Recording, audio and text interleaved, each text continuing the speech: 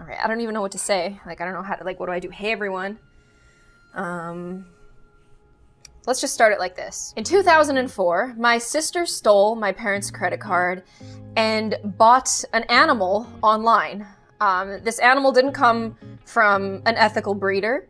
It probably didn't come from an ethical place at all. All we knew is that it was the discount dog in the litter because it didn't have perfect health and it had an overbite. When the little dog showed up to our house, it showed up in a sock in a box. My parents were livid. That said, when we pulled Twinkie out of the box, he was about the size of a hamster, and the look in my parents' eyes, I could tell that they wanted to say, like, send this dog back.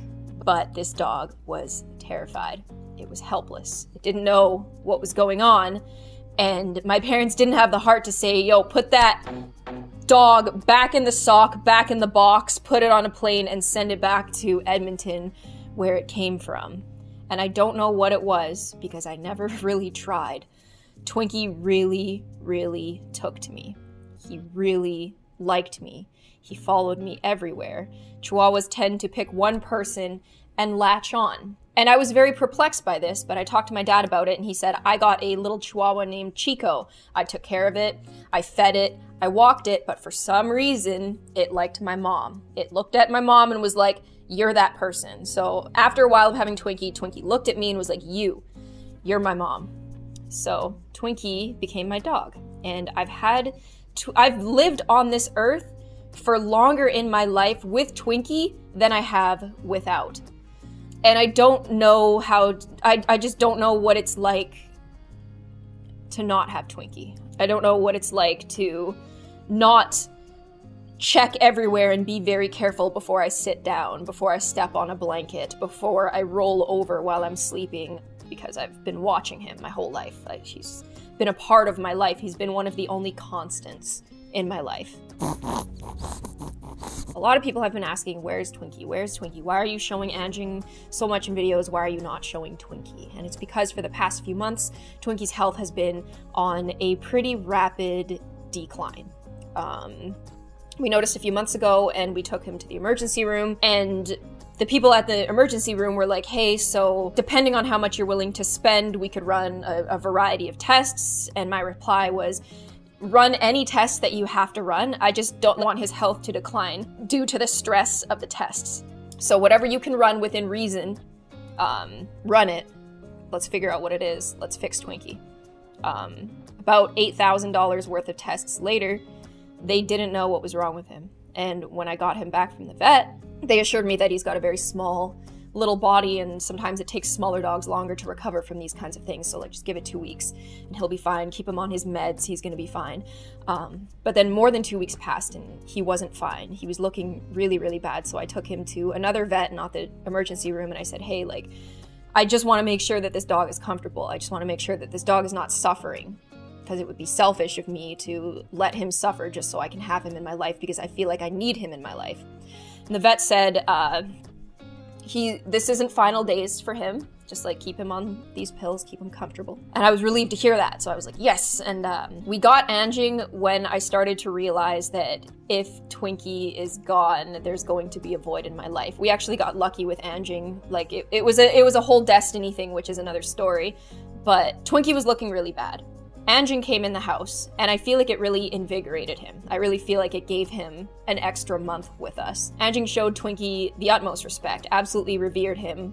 Is a very clumsy, crazy dog, but around Twinkie would just lay down, lick his face, which is a sign of respect in dogs, and just like cuddle him. So Twinkie really enjoyed that. It kind of like reinvigorated his old soul. But the last week has been looking very dire. He's been eating a little bit less food than usual. Called the vet. They said, is he eating though? I said, yes, he is.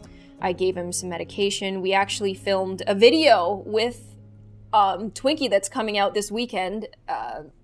So he's in that. And like the week we spent, because this video was like pre-filmed in advance, the week we spent after that was like really special. The day before yesterday, Terry was out. I was supposed to be planning videos, but Twinkie, he just kind of seemed like, his muzzle was bothering him. And so I have been creatively burned out anyway. So I was like, okay, screw it. I'm not going to plan videos. I'm just going to like hang out with Twinkie. So we laid on the floor together. We laid on the couch together, he quieted down a lot, and Terry got home, he took Twinkie out, he was happy, he was like, hey, like Twinkie's been walking a little bit better lately because he's been having a lot of trouble walking. Then we all went to sleep, and we woke up, and Twinkie was gone. I'm glad that he was at home when it happened. I'm glad that he was with us when it happened. People keep saying that, you know, he waited till I went to bed, or he waited a little longer to make sure that everything was good with Anjing. I don't know about any of that. It's just hard to believe that I have to, like, keep doing it without Twinkie, you know? Like, my sister left Twinkie with me. My sister passed away, and now Twinkie's gone. Like, it feels like the end of a chapter. And it sucks. It really sucks. I know I make a lot of jokes about him on the internet. I know, like, we get into some goofy stuff.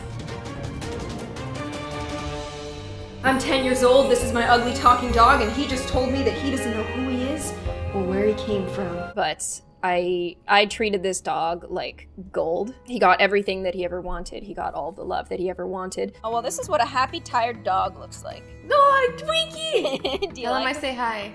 Hey, Twinkie, as he says hi. Micro teacup chihuahuas have a life expectancy of about like 6 to 13 years.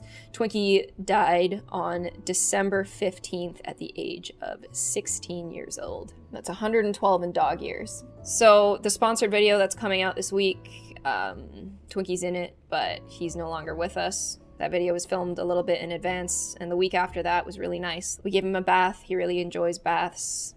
Played with him. I spent a good deal of time with him. I'm just really glad that it worked out in such a way that, like, when Terry had to leave, I got the opportunity to, like, spend some one-on-one time with Twinkie, because, like, that was all he ever wanted. All he ever wanted was just to be with me.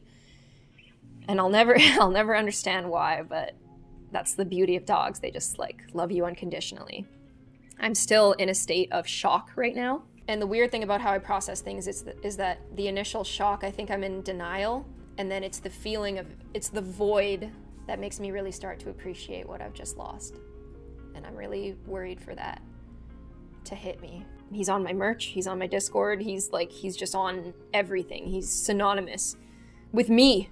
And yeah, it's just hard to know. I think that, you know, after going through like such big losses in my life of like people who are like critical players in my life, it's kind of hard to imagine the idea of like trying to navigate without them. I miss him.